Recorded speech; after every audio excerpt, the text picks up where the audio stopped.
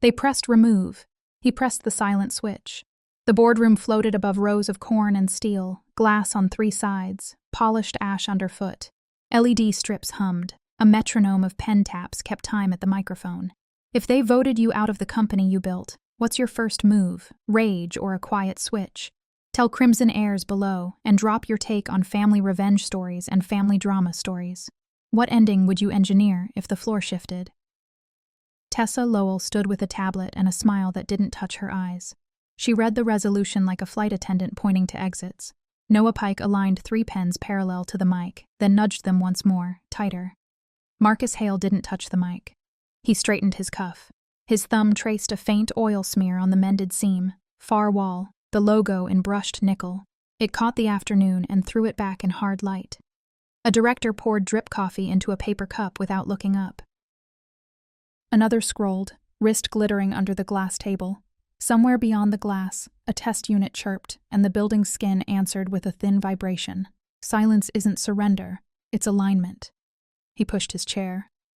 The feet kissed the floor instead of scraping. He stood, weight centered, gaze passing over the walnut edge with the old gouge, left there years ago by an anvil paperweight from the shop. The gouge remained. The paperweight lived downstairs. He turned. No theatrics. No reproach. A nod to no one in particular, as if jotting a note only he could read. Down the corridor, poster frames showed the early days. A seed invoice printed on a home laser. A photo of a culled gearbox on a folding table. A ball cap ringed with salt. He walked by them the way a farmer walks past fence posts. He sank himself, counting by heel strikes, not glances. Back in the room, Noah tapped out a faster tempo. The tempo faltered when the door clicked home. LED whine. HVAC whisper. The ribboning reflection of stalks across glass. Marcus's steps took the left at the fork, not toward the elevators, not toward the garage. Hall cameras caught a silhouette and a shoulder seam. He moved like a man keeping pace with a schedule written in metal and escrow. Tessa resumed the script. Phrases about modernization pooled in the air, sterile as packing foam. Slides advanced, numbers animated. The window kept its view of late corn weather, every tassel bowing in wind none of them could hear. He reached the landing where the stairwell smelled of paper and cold metal. The badge reader waited with its small red blink. He palmed the rail, stiller than a photograph. Behind him, the city wore its late-season haze. Ahead, concrete stairs dropped into fluorescence, file dust and locked drawers, the kind that open only when the room upstairs forgets how to listen. They expect noise. He chooses the basement. The corridor outside the boardroom curved toward a gallery wall, a long spine of frames and plaques. Marcus walked it by heel strikes, not seconds. Glass caught the hallway's cold light. Behind glass, a chronology. First workshop lease, first safety inspection, first machine that ran all night without choking on husks. He paused at the brushed steel ledge where invoice number 1 sat under acrylic, the subtotal faint from a dying toner.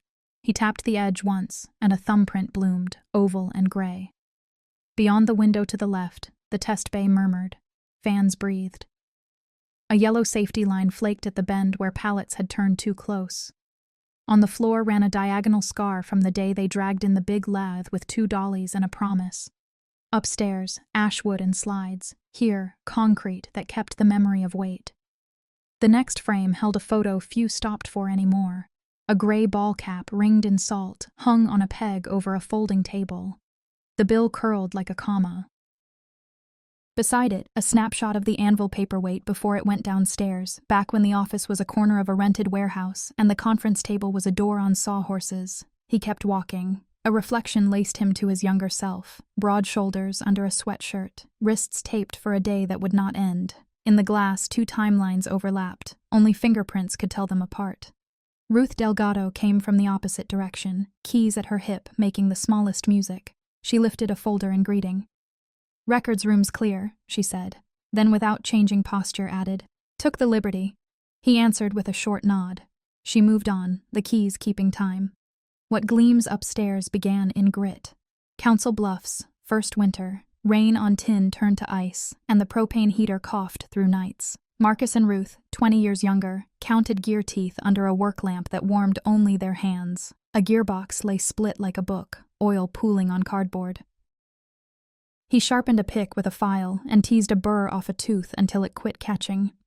She wrote part numbers in a cloth-bound notebook that took ink the way thirsty cloth takes dye. When the prototype jammed on husk fiber, he reset the clutch and marked the culprit in chalk. The first shipment left on a storm morning.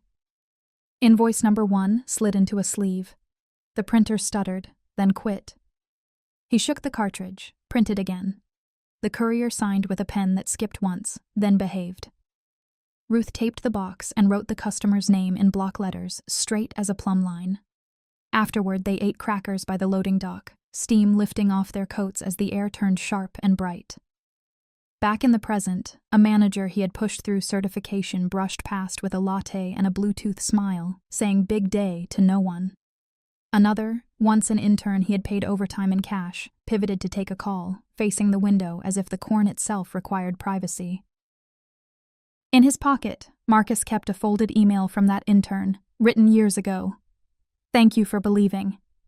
That same name now nested inside a chain about streamlining legacy headcount. The subject carried no verbs. The suggestion fit neatly into a schedule that had no fingerprints. He stopped at a display labeled Founder's Tools. The mended wrench faced outward, steel clean where the crack had been ground and stitched. Overhead, a spotlight made the grain of an old wooden shelf glow like a field at dusk. He set 2 fingers to the frame, felt the dust line where the cleaner's cloth never quite reached, and stepped back. He follows dust to the lock that matters.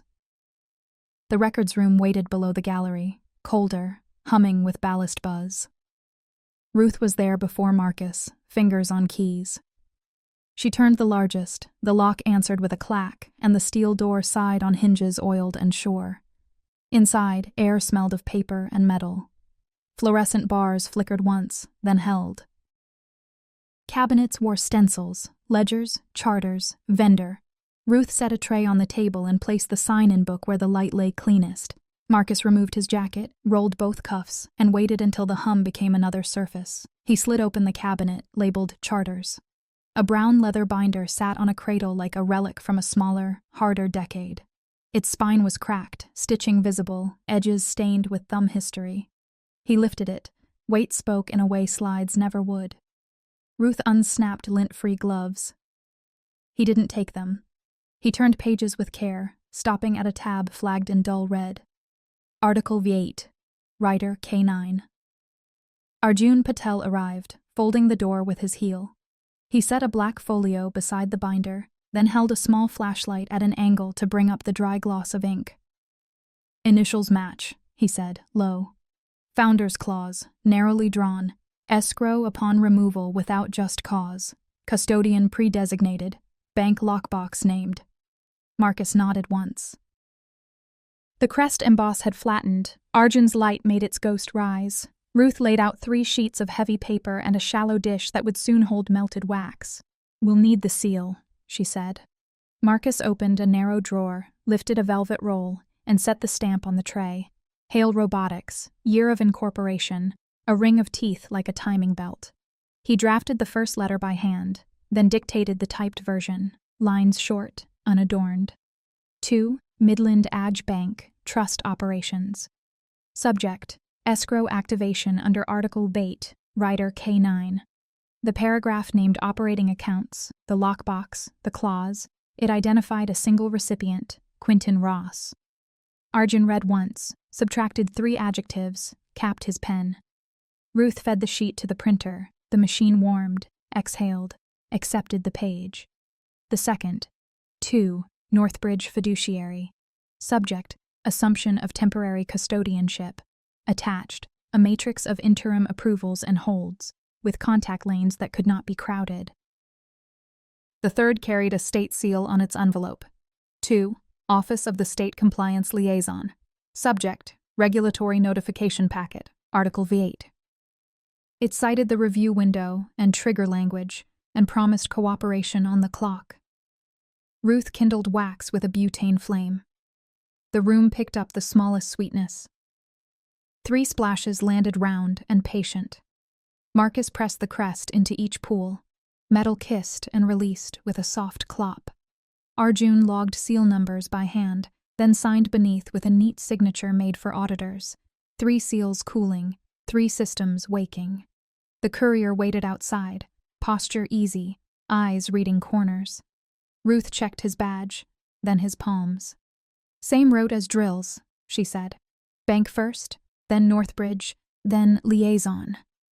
He repeated the names back, crisp. Marcus slid the bank letter into a gray pouch with a dispatch. "Deliver to Quentin Ross only." He shook the pouch once and passed it over. Arjun photographed each seal beside its number, then slipped the prints into the folio. No scans, no network. Marcus prepared a small inner envelope for the binder's companion USB, labeled "For on-site verification only," and placed it in the cabinet's shadow. Ruth closed the cabinet, waited, the latch answered. Arjun gathered drafts and notes. Ruth's keys made their small music again. Marcus smoothed the sign-in book and wrote the time to the minute, same hand used in the warehouse years. He looked at 3 envelopes standing like white tools on the tray. Outside, night held. Before sunrise, the switches will announce themselves. At 6:42 a.m., the executive dashboard painted Tessa Lowell's face in cold light. She entered her credentials, watched the spinner trace a thin ring, and saw 2 words bloom: "Access denied." She tried again, slower. The cursor pulsed above a small padlock icon. On the glass beside her, a faint lipstick ring smeared when she wiped it with her sleeve. The office smelled like overnight coffee and chilled air. The banner appeared at the top rail of every screen. "Authority suspended pending custodianship." A second line followed. "Article 8, Writer K9. She set the travel mug down, aligning the lid with the seam in the table, and checked the wall clock. The second hand clicked. The room hummed. No one answered her message to it. In finance, Noah Pike pulled up payroll approvals. The queue refused to load. An error pane recorded a code he had never seen. Escrow activation. Contact custodian. He swiped the corporate card through a desktop reader. Read. He tried again. Read, then a buzz. The printer to his left exhaled 1 sheet and fell silent. Midland Ag Bank letterhead, time-stamped. Subject: Escrow activation. Article 8, Writer K9.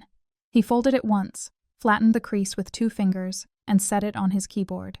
A banner replaces a title. Catherine "Cat" Lurie in HR opened the termination batch Tessa had queued the night before. The screen overlaid a gray stripe across each entry, paused by custodian, pending third-party oversight. She pushed her glasses up with a knuckle and read the enforcement memo twice, then printed it and pinned it to the internal board above the ficus. Down the hall, a door closed softly, the sound of a decision that didn't need a voice. Security breathed ozone. Ethan Cho cross-checked roll tables and saw a new group sitting above his admin tier, Custodian Enforce. He watched flags flip in the audit trail. Tessa, admin revoked. Noah, admin revoked. System, banner pushed to all users. He copied the log to Write Once storage, tested a rollback, and received a refusal from a process he couldn't sudo. On a corner monitor, compliance chat chirped. Liaison channel established. Across town, Quentin Ross at Midland Ag Bank unlocked a side drawer and retrieved the lockbox manifest. The courier's pouch sat on the counter, seal number handwritten and underlined. Quentin compared digits to the dispatch, signed the chain of custody, and stamped the hour into the line. The desk phone rang twice, stopped, then rang again. He let it ring, opened the pouch, and read the letter in clauses that landed like weights. Back at headquarters, Tessa tried the dashboard a 3rd time and received the same padlock. She set the tablet down and rubbed the crescent her watch had left on her wrist. Noah forwarded the bank notice to her with 1 word. "Confirm?" It returned with a bounce and a system footer. Delivery restricted under custodianship. In the atrium, screens that rotated revenue slides showed a loop. Pending oversight. Do not proceed without legal clearance. Kat walked past, carrying a stack of files that no longer belonged to anyone's agenda. Ethan posted a note on the status channel, system stable, changes frozen, and closed his laptop on.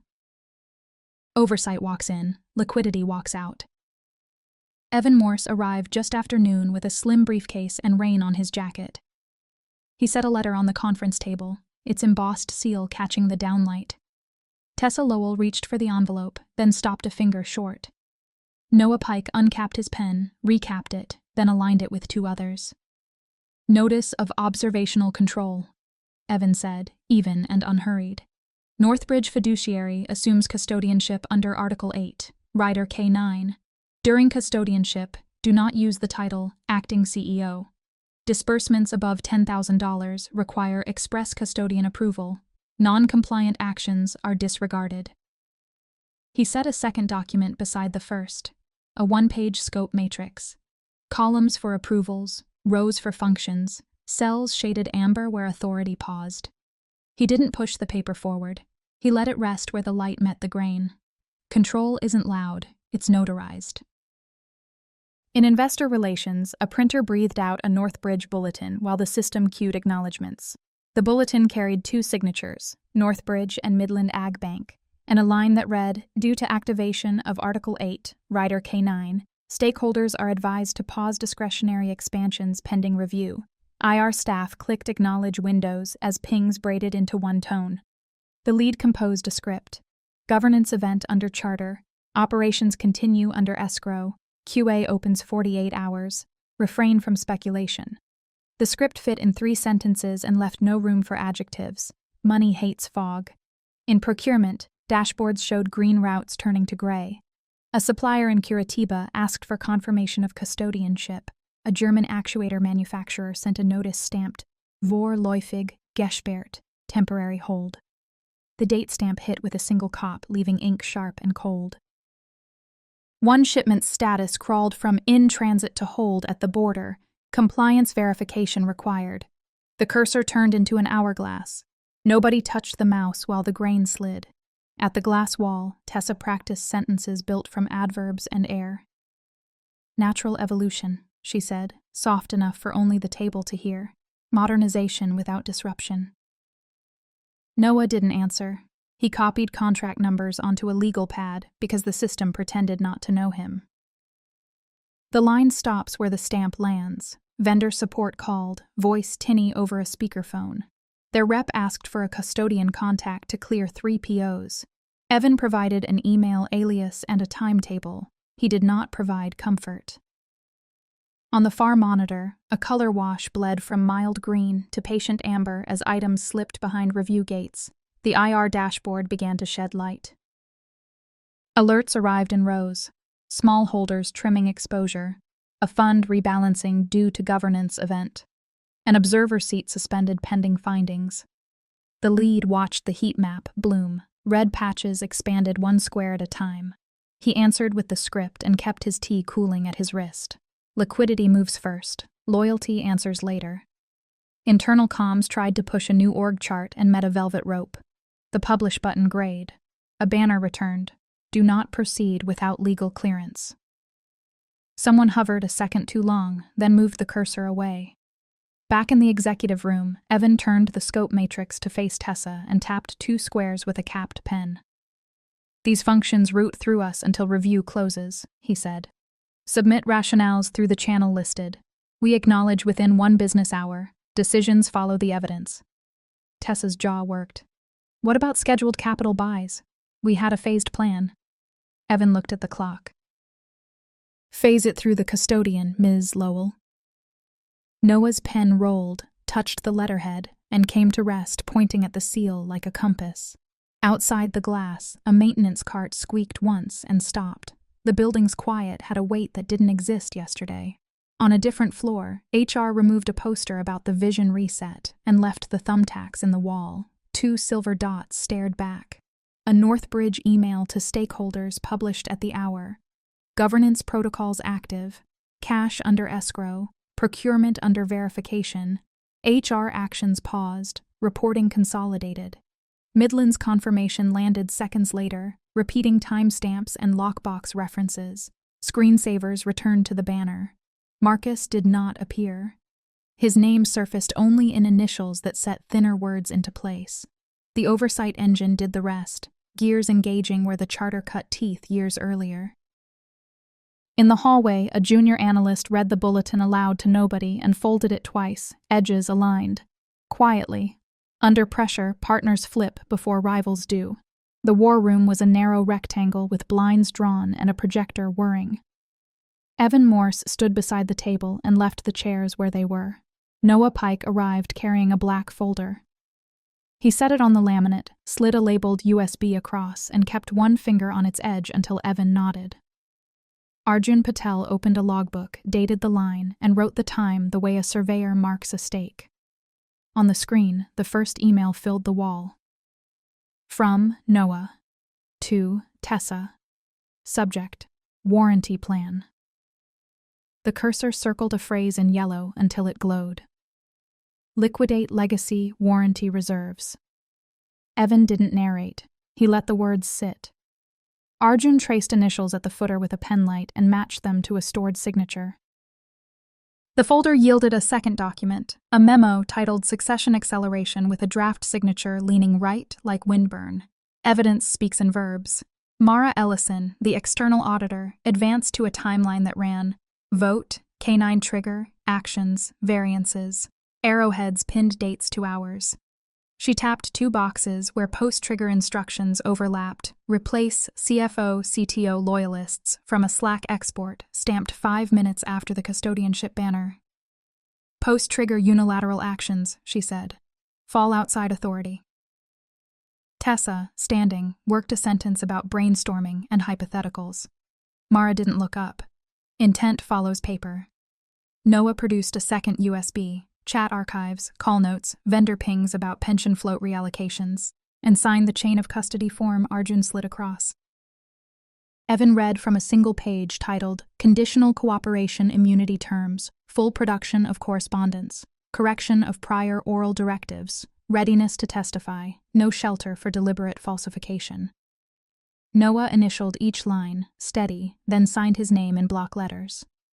Arjun stamped the hour. The ink flared and sank. In the hallway, Kat Lurie and the IR lead compared two drafts of a press response. They trimmed adjectives, removed names, and left 3 sentences: custodianship active, review ongoing, no personnel commentary. Kat pinned the final card to a cork strip and exhaled once, quiet enough to vanish under the projector's drone. Silence becomes policy. Back inside, the slide deck switched to numbers. Northbridge's scope matrix sat beside Midland's lockbox citation. The room collected small noises, paper turning, plastic clicking back into ports, a cap finding its threads. Evan filed the USBs in a labeled envelope and ran a strip of tape across the flap, straight as a plumb line. He recapped his pen, then pointed to a block on the matrix labeled Executive Separations. Hold. Tessa stepped closer to the table. We already won, she said, words tried on like a sample jacket. Noah looked at the wall clock. Check the clock. He lifted the receipt from the chain of custody, tucked it beneath the folder, and left. The door found its frame without argument. Evan handed Mara a short list for the afternoon. Reconcile timestamps. Test Noah's exports against server hashes. Prepare a findings summary that fits 1 page, no color. Arjun gathered the signed forms, squared their edges, and wrote a closing line that ended with the hour. The blinds barely moved. The projector whirred. In the glass of the blank screen, the room reflected back as if it were already a record. When paper hardens, verdicts now arrive without volume. The hearing room had no dais, only a long table, a recorder with a red eye, and a clock that clicked at the quarter hour. Evan Morse sat near the end, Arjun Patel beside him, pen uncapped, but still. Mara Ellison stood with a single sheet. She read the heading, Findings Summary, 4 bullets, no ornament, post-trigger, unilateral actions, custodianship breach attempts, scope of escrow affirmed, recommended removals pending reinstatement protocol. She set the sheet where the microphone could hear it, then angled a condensed timeline so the room could see vote, K9 trigger, actions, variances. Arrows lined up clean as survey stakes. Tessa Lowell kept a folder clutched at the hinge. Noah Pike rested a pen crosswise on the margin of his notebook and never moved it. Venting hummed through the ceiling tiles. Paper smelled new. Authority remains under custodianship, Mara said. You're done, Ms. Lowell. Verdicts land where the clocks agree. Evan initialed a box marked Enforce Hold. Arjun slid a second packet across. Reinstatement protocol, temporary. It required 3 signatures and no speech. A board observer shifted, then sat still, hands in lap. The recorder's red eye blinked and returned to steady. At exactly 9:00 a.m., the elevator at headquarters opened to stone flooring and quiet footsteps. Marcus Hale stepped out with a Northbridge rep and a state officer. Security stood 2 tiles back. No welcome, no cameras. The receptionist looked up, then down, and answered a phone that hadn't rung. In the conference room, Evan placed the reinstatement packet on the table and turned it toward Marcus. Name, date, seal. Marcus read the lines, lifted a pen that wrote without scratching, and signed a single stroke. The custodian initialed, the compliance officer stamped. The seal cooled from gloss to matte. A second document slid forward, addressed to Tessa Lowell. Termination, effective immediately, under custodianship authority. She did not sit to read. She read standing, lips parted once, then closed. An assistant reached for a tissue box and stopped halfway. For Noah, a revocation notice, signature authority withdrawn, cooperation terms preserved, reporting obligations intact. He placed his palms flat on the table until the paper settled. Name, date, seal. The badge reader outside the executive suite chirped twice as IT reassigned roles. A log printed, role reassignment completed, admin privileges mapped to custodian in force. HR checked off an item labeled executive separations, hold complete. Midland confirmed escrow continuity through review close, time-stamped to the minute. No speeches followed. Marcus closed the packet and looked at the window as if measuring weather for planting. He did not adjust furniture. He did not open a drawer. He waited the time it takes a stamp to cool. Power changes hands without voices. The walkout began the way a meeting ends. Chairs pushed back, doors finding their frames. Tessa moved down the long hall with security behind and to the side. Her steps found the joints in the tile like a practice metronome. At mid-hall, an intern lifted a phone, framed half a shot, then lowered the device and watched with her hands empty. Noah stood near the far wall, jacket folded over his arm, receipt from chain of custody peeking from a folder's lip. He looked up as Marcus approached. The look was not petition and not challenge. It was a small acknowledgement between 2 men who had read the same wreckage. Noah gave a slight nod. Marcus walked on. Behind the scenes, systems synchronized. It closed a ticket with a green check. Finance filed a bank update confirming lockbox constraints. IR posted a brief of 3 sentences and archived the thread that had once announced a vision reset. Air steadied, screens dimmed to the custodianship banner. The recorder's light went dark. Down the corridor, the elevator arrived for someone else and left without passengers. After verdicts, the charter learns a new line. Late light lay along the test field in Boone. A harvester traced its row like a patient compass, motors humming. Inside the workshop, Marcus Hale set a mended wrench beside the open charter. The page showed Article 8 under a new paper tab. Invoice number 1 hung above the bench. The room smelled of dry straw and warm machine oil. He wrote a heading on thick stock. K9A. Amendment. Then he read it aloud, line by line, the way he measured drivetrains. Short, true, repeatable. Cooling off. For 90 days after any board upheaval, no sale of core assets, no layoffs of grade ARD, no restructuring of pension reserves, periods ended with periods, not commas. Dual sign plus trail. Any transaction over 10,000, custodian countersign plus founder reserve countersign, write once hash recorded offline, itemized by hour, trigger 2.0. If governing material includes phrases like liquidate legacy or reallocate floats, the system pings the fiduciary and logs the origin within a minute. He dated the margin. Evan Morse initialed the witness line. Arjun Patel pressed the crest into warm wax until the ring of teeth set a clean circle. The seal cooled from gloss to matte. What stays runs. What runs stays. He closed the charter long enough to feel the leather give, then opened it again and slid the amendment into Article 8. The binder took the page without complaint. Outside, the harvester pivoted at the field's edge and began a new lane, headlamps riding narrow ladders across stubble. He drew a square around 3 tasks and wrote, "Done."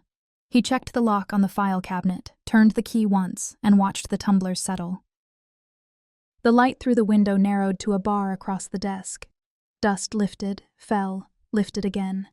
The clock on the wall agreed. A last check. The pen wrote. The stamp impressed evenly. The time read true. He slid the wrench back to its hook and thumbed the salt ring on an old ball cap. In the pane's reflection, the workshop looked smaller than the company and larger than the boardroom. No clause ever stays buried. Thoughts for Crimson Heirs. What guardrail would you add? Share below. Fans of family revenge stories, family drama stories, weigh in.